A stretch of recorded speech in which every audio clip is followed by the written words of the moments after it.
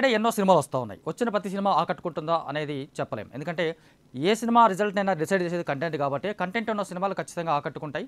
ఆకట్టుకున్న సినిమాలు కూడా కమర్షియల్గా ఏ రేంజ్కి వెళ్తాయి అనేది ఎక్స్పెక్ట్ చేయడానికి పెద్దగా వీలైనంతగా ఈ మధ్యకాలంలో వస్తున్నటువంటి సినిమాలు కనిపిస్తున్నాయి. ముఖ్యంగా సమ్మర్ లాంటి బిగ్గెస్ట్ సీజన్ని టాలీవుడ్ కంప్లీట్గా మిస్ చేసుకుంది. ముఖ్యంగా పెద్ద హీరోలు మిస్ చేసుకున్నారు. అంచేత ఈ సమ్మర్ మొత్తం మ్యాక్సిమం చిన్న సినిమాలు లేదంటే టైర్ 2 హీరోల సినిమాలు మాత్రమే ఆక్యుపై ఉన్నాయి. బట్ ఇలా చూసుకున్న ఏప్రిల్లో వచ్చిన సినిమాలు ఏవి పెద్దగా ఆకట్టుకున్నది లేదు. కమర్షియల్గా సూపర్ హిట్ అనిపించుకున్న సందర్భాలు కూడా చాలా తక్కువగా చూసాం.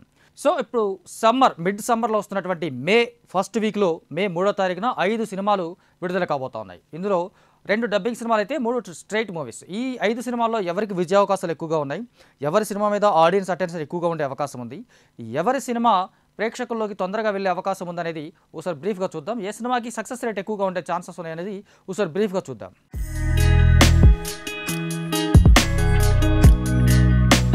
సో 5 సినిమాలకు సంబంధించి చూసుకున్నట్టయితే ప్రధానంగా ముందుగా అందరినీ అట్రాక్ట్ చేసే సినిమా, ఎక్కువ మందికి తెలిసే అవకాశం ఉన్నటువంటి సినిమా ఆ ఒకటి అడక్కు. 90స్లో రాజేంద్ర ప్రసాద్ హీరోగా నటించినటువంటి సినిమా టైటిల్ ఇది. అప్పట్లో పెద్ద బ్లాక్ బస్టర్ అయినటువంటి సినిమా అది. ఆ సినిమా టైటిల్ని ఆల్మోస్ట్ రాజేంద్ర ప్రసాద్ ఇమేజ్ని ఈ జనరేషన్లో క్యారీ చేస్తున్నటువంటి అల్లరి నరేష్ సినిమాకి పెట్టడం అనేది చాలామందికి నచ్చింది. వినగానే ఆకట్టుకునేలాగా ఉంటుంది. ఆ ఒకటి అడక్కు అనే సినిమా ఇప్పటికి కూడా చాలామంది చూస్తారు, చాలామంది ఎంటర్టైన్ అవుతుంటారు, చాలా హిలేరియస్గా ఉంటుంది. అలాంటి టైటిల్ని రిపీట్ చేస్తున్నప్పుడు కంటెంట్ కూడా మ్యాక్సిమం ఎంటర్టైన్మెంట్ని ఎక్స్పెక్ట్ చేస్తారు. సో ఈ మధ్య కాలంలో అల్లరి నరేష్ చూసుకున్నట్లయితే చాలా వరకు సీరియస్ సబ్జెక్టులు చేస్తూ ఉన్నాడు. తన మీద ఉన్నటువంటి అల్లరి నరేష్ అనే ఇమేజ్ని దాటి కొన్నాళ్ళ క్రితం చేసినటువంటి నాంది కానీ ఉగ్రం కానీ ఇలా చూసుకుంటే కొంచెం ఇమేజ్ మార్చుకుంటున్నాడేమో, తను కంప్లీట్గా సీరియస్ జానర్లోకి లేదా రెగ్యులర్ కమర్షియల్ మాస్ హీరో జానర్లోకి వెళ్ళిపోతున్నాడేమో అని చాలామంది అనుకుంటున్నారు. బట్ అల్లరి ఈజ్ బ్యాక్ అనిపించేలాగా ఈ ఆ ఒక్కటి అడక్కు అనే ట్రైలర్ చూసినప్పుడు చాలామంది అనుకున్నారు.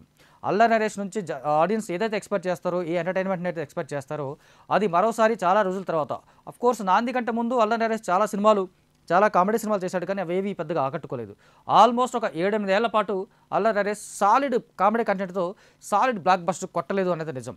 సో ఇప్పుడు వస్తున్నటువంటి ఈ సినిమా చూసుకున్నట్టయితే టైటిల్ కలిసి వస్తుంది, ట్రైలర్ బాగుంది, నరేష్ టైమింగ్ బాగుంది, అలాగే జాతిరత్నాల బ్యూటీ చాలామందికి తెలిసినటువంటి కనెక్ట్ చూడగానే జాతిరత్నాల అమ్మాయి అనిపించేటువంటి ఫారియా అబ్దుల్లా హీరోయిన్గా నటించడం, అలాగే ట్రైలరు ఒక పెళ్లి చుట్టూ జరగడం. ఏదైతే మన పెళ్లి కాని ప్రసాదులను చూసుకుంటున్నాం, ఈ చాలా కాలంగా పెళ్లి కాని వాళ్ళ సంఖ్య పెరుగుతుందని చెప్పేసి దేశవ్యాప్తంగా అన్ని మీడియాస్లో కొన్ని వార్తలు మనం చూస్తూనే ఉన్నాం.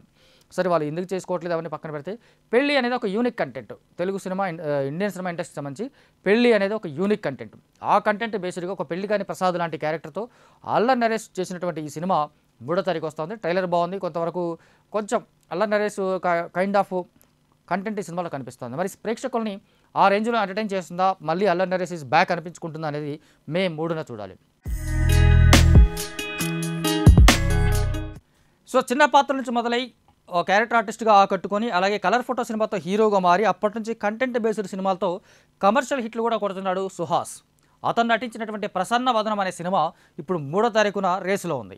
ప్రసన్న వదనం ట్రైలర్ చూసినప్పుడు కూడా మరోసారి ఒక కొత్త కంటెంట్, కొత్త కాన్సెప్ట్తో వస్తున్నాడు సుహాస్ అనిపిస్తోంది.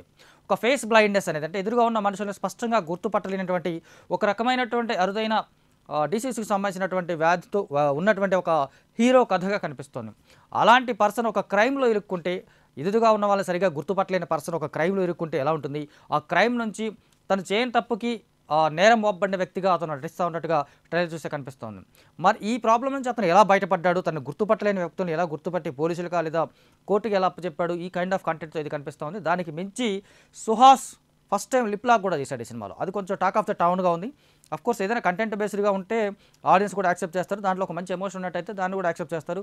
సుహాస్ చేశాడా, విజయ్ దేవరకొండ చేశాడా, అల్లు అర్జున్ చేశాడా, ఇది కాకుండా ఆ సీన్కి తగ్గట్టుగా కరెక్ట్గా ఉంటే కనుక అది కూడా యాక్సెప్టబుల్ అనేది ప్రేక్షకులు ఎప్పుడు ప్రూవ్ చేస్తూనే ఉన్నారు. సో సుహాస్ నటించినటువంటి ఈ సినిమా ఖచ్చితంగా రేసులో ఉంది. సుహాస్ తను సినిమా చూశాను 1000% హిట్ కొట్టబోతానని చాలా కాన్ఫిడెంట్గా చెప్తా ఉన్నాడు. ఆ మూవీ టీం చూసినప్పుడు కూడా అదే కాన్ఫిడెన్స్తో కనిపిస్తోంది. కంటెంట్ బేస్డ్ సినిమాలకి తెలుగు ఆడియన్స్ ఎప్పుడు మంచి ప్రిఫరెన్స్ ఇస్తారు. ఆ ప్రిఫరెన్స్కు తగ్గట్టుగానే ఈ ప్రసన్న వదనం అనే సినిమా ట్రైలర్, టీజర్ ఇవన్నీ చూసినప్పుడు మనకు అనిపిస్తోంది. కాకపోతే కొన్నిసార్లు ఇలాంటి డిసీజ్ బేస్డ్, కంటెంట్ బేస్డ్ సినిమాలు కరెక్ట్గా కనెక్ట్ అవ్వకపోతే కంప్లీట్గా కొలాప్స్ అయిపోయే అవకాశాలు కూడా ఉన్నాయి. సో ఆ అవకాశాలు ఈ సినిమాకి పెద్దగా కనిపించట్లేదు. సో అందువల్ల ప్రసన్న వదనం టైటిల్కు తగ్గట్టుగా చాలా ప్లెజెంట్గా బాక్స్ ఆఫీస్ దగ్గర సక్సెస్ కొడుతుంది అని చాలా మంది నమ్మకం వ్యక్తం చేస్తున్నారు. ఆ నమ్మకం నిజమా కాదా అనేది 3వ తారీఖున తేలిపోతుంది.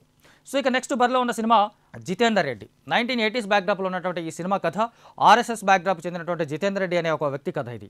అతను ఆ కాలంలో ఎలాంటి తన చుట్టూ ఉన్న సమాజాన్ని ఎలా ప్రభావితం చేశాడు, ఆ సమాజం నుంచి అతను ఏం నేర్చుకున్నాడు, ఆ సమాజంలో అతను చేసినటువంటి మంచి పనులు ఏంటి, లేదా దాని ద్వారా మిగతా వాళ్ళ జరిగినటువంటి ఎఫెక్ట్స్ ఏంటనే ఒక నేపథ్యంలో ఈ సినిమా కనిపిస్తుంది. కాకపోతే ప్రాపర్ ప్రమోషన్స్ లేవు ఈ సినిమాకి సంబంధించి. నేపథ్యం చూసుకుంటే స్ట్రాంగ్గా ఇప్పుడున్నటువంటి మూడుకు తగ్గట్టుగా మంచి స్ట్రాంగ్ బ్యాక్డ్రాప్ అయితే కనిపిస్తుంది. దానికి తగ్గట్టుగా ప్రాపర్ ప్రమోషన్స్ లేవు. అలాగే బాహుబలిలో ఒక సైనికుడిగా నటించినటువంటి రాకేష్ వర్రే ఈ సినిమాతో జితేందర్ రెడ్డి టైటిల్ క్యారెక్టర్ చేస్తూ ఉన్నాడు. అట్లాగే ఉయ్యాల జంపాల, మజ్ను అనే సినిమాలతో అట్రాక్ట్ చేసుకున్నటువంటి విరించి వర్మ ఈ సినిమాకి డైరెక్టర్ కావడం విశేషమైతే ఆ కంటెంట్ని అంత ఎఫెక్టివ్గా జనాల్లోకి తీసుకెళ్లలేదు వీళ్ళు అనేది ఒక చిన్న కంప్లైంట్ అయితే చాలా మందిలో కనిపిస్తుంది. అంటే ఈ సినిమాని ఎందుకు చూడాలి అనేది ఒక ప్రమోషనల్గా చూసుకుంటే ప్రమోషనల్ యాక్టివిటీస్లో జితేందర్ రెడ్డి అనే సినిమా చాలా వెనకబడిపోయింది. అంచేత ఈ సినిమాకి ఓపెనింగ్స్ వస్తాయి అనేది కూడా పెద్ద సమస్య. కాబట్టి కాకపోతే కొన్ని సినిమాలకు మౌత్ టాక్ ఉండి కంటెంట్ బలంగా ఉండి జనాలకు ఎక్కువ చేరువవుతుంది అనుకుంటే మౌత్ టాక్ని బట్టి కూడా కమర్షియల్గా వర్కౌట్ అయ్యే అవకాశాలు ఉన్నాయి. అది ఈ సినిమాకి నిజంగా వర్కౌట్ అవుతుందా లేదనేది జితేందర్ రెడ్డి అనే సినిమాకి సంబంధించి చూడాలి. ఇక నెక్స్ట్ డబ్బింగ్ సినిమాలుగా వస్తున్నది కొన్నాళ్ళుగా క్యారెక్టర్ ఆర్టిస్ట్గా చేస్తూ బలమైనటువంటి పాత్రలతో తనను ప్రూవ్ చేసుకుంటూ తను నటిస్తే సినిమా హిట్ అనే సెంటిమెంట్ను కూడా క్రియేట్ చేసుకున్నటువంటి వరలక్ష్మి శరత్ కుమార్ ప్రధాన పాత్ర నటించినటువంటి సినిమా శబరి. ఇది తమిళ సినిమా యాక్చువల్గా తెలుగులో రిలీజ్ చేస్తూ ఉన్నారు. కాకపోతే తెలుగు సామాన్ చూసుకున్నట్లయితే ట్రైలర్ ఇంపాక్ట్ఫుల్గా ఉంది. తాను ప్రధాన పాత్ర చేస్తుందంటే ఒక మదర్ సెంటిమెంట్ నేపథ్యంలో సినిమా కనిపిస్తూ ఉంది. ఒక సస్పెన్స్ థ్రిల్లర్ కూడా మిక్స్ అయినట్టుగా ఈ సినిమా కనిపిస్తూ ఉంది. కాకపోతే ఇలాంటి సినిమాలకు ఆడియన్స్ ఎంతవరకు అట్రాక్ట్ అవుతారు, ఎంతవరకు సినిమాలకు థియేటర్స్కి వెళ్ళి చూస్తారనేది కొంతవరకు ప్రశ్నార్థం. ఎందుకంటే వరలక్ష్మి శరత్ కుమార్కి ఇక్కడ ఒక క్యారెక్టర్ ఆర్టిస్ట్గా ఉన్నంత వెయిట్కును ఆ సినిమాను మోయగలిగే కెపాసిటీ ఉందా అని చెప్పడానికి ఇక్కడ ఇంతకుముందు మనకి ప్రీవియస్ ఎగ్జాంపుల్స్ ఏం లేవు. సో ఈమె ప్రధాన పాత్రగా కేవలం పోస్టర్ వాల్యూ వరలక్ష్మి శరత్ కుమార్ని చూసి థియేటర్కి వెళ్ళడం అనేది జరుగుతుందా లేదా అనేది కొంచెం డౌట్ అయినప్పటికీ కూడా తన కెపాసిటీ కూడా తక్కువ వచ్చినా వేయడానికి లేదు. ఆమెకుండే ఆడియన్స్ ఆమెకుంటారు కాబట్టి ఖచ్చితంగా శబరికి కూడా కొంతవరకు ఓపెనింగ్స్ వస్తాయేమో అనే విశ్లేషకులు భావిస్తూ ఉన్నారు. ఆ తర్వాత వస్తున్నటువంటి సినిమా బాక్.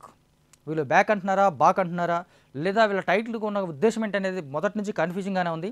ఈ సినిమా బాక్ అరణ్మనై అన్నటువంటి ఒక హారర్ సిరీస్ తోటి వరుసగా సినిమాలు చేస్తూ ఉన్నాడు తమిళ డైరెక్టర్ సుందర్సి సినిమాలు అంటే ఒకప్పుడు కమర్షియల్ మాస్ ఎంటర్టైనర్గా మంచి హిట్ అయ్యాయి, అదే వేరు.